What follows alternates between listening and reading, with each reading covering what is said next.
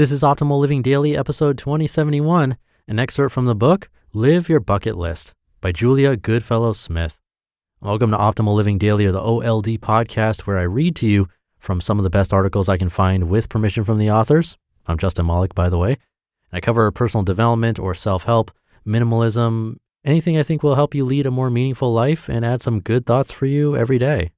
And now occasionally I read book excerpts. That's the case today. So with that, let's get right to it and start optimizing your life. An excerpt from the book, Live Your Bucket List by Julia Goodfellow-Smith. My journey.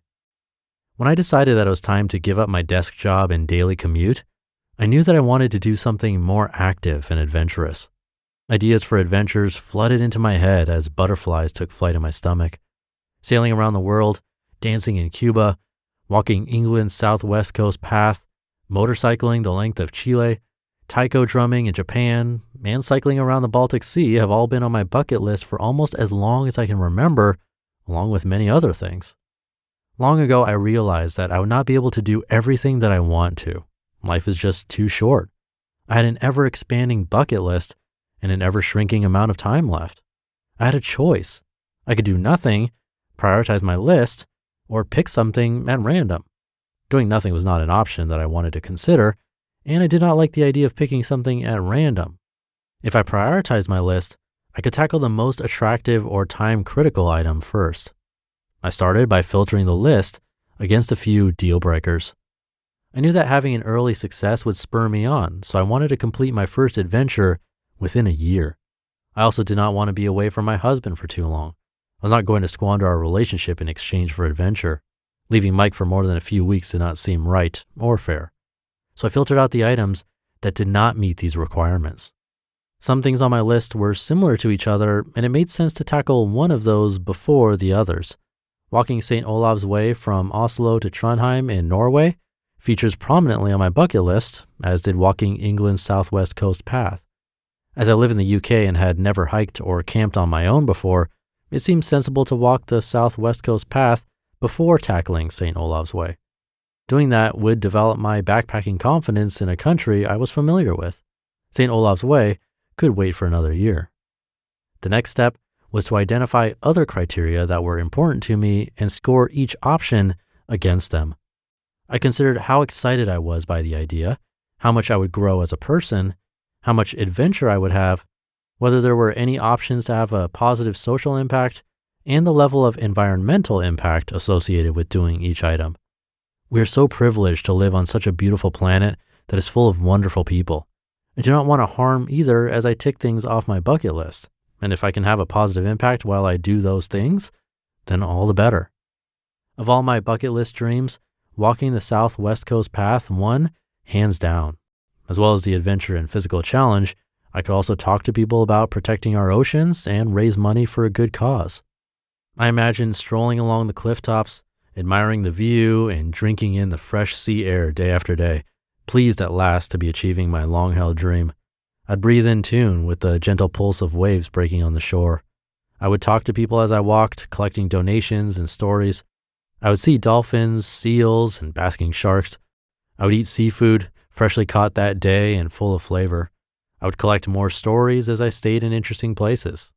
It would take almost 2 months, but my husband would be able to join me for a few days here and there, and I'd be able to complete the walk within the next 6 months.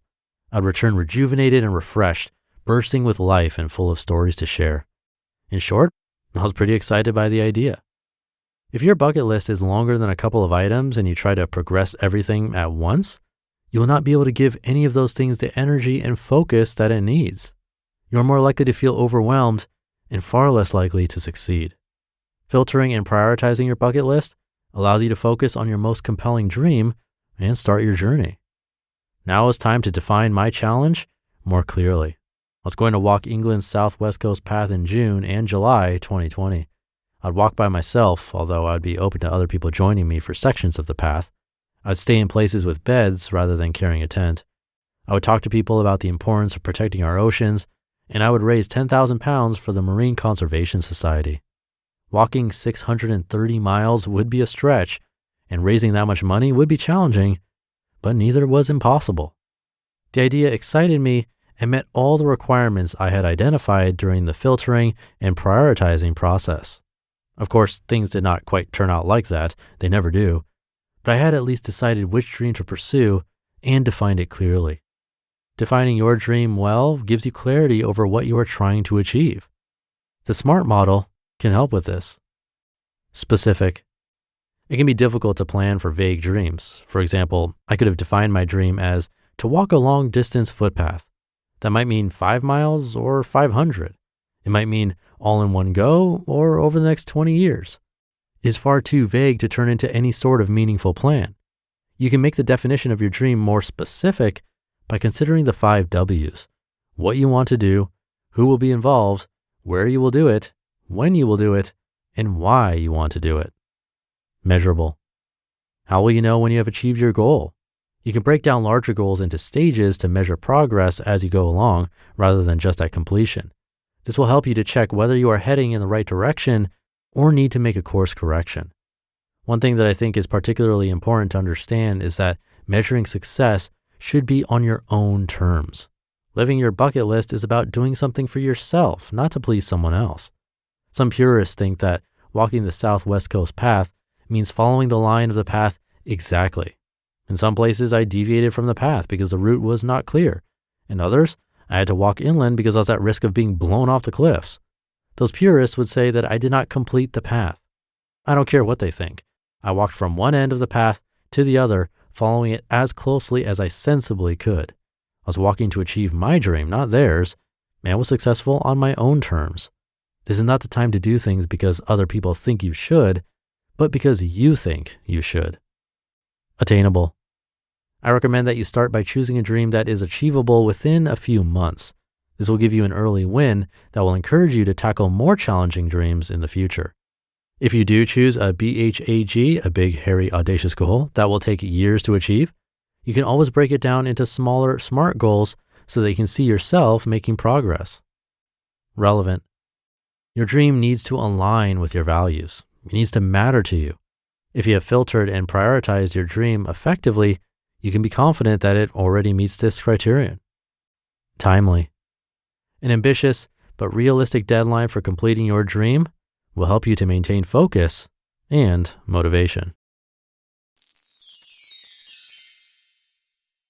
You just listened to an excerpt from the book, Live Your Bucket List by Julia Goodfellow-Smith.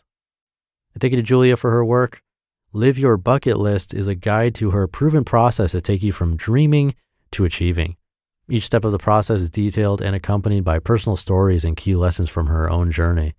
She also writes about woodland management, environmental issues, issues facing women, and adventure.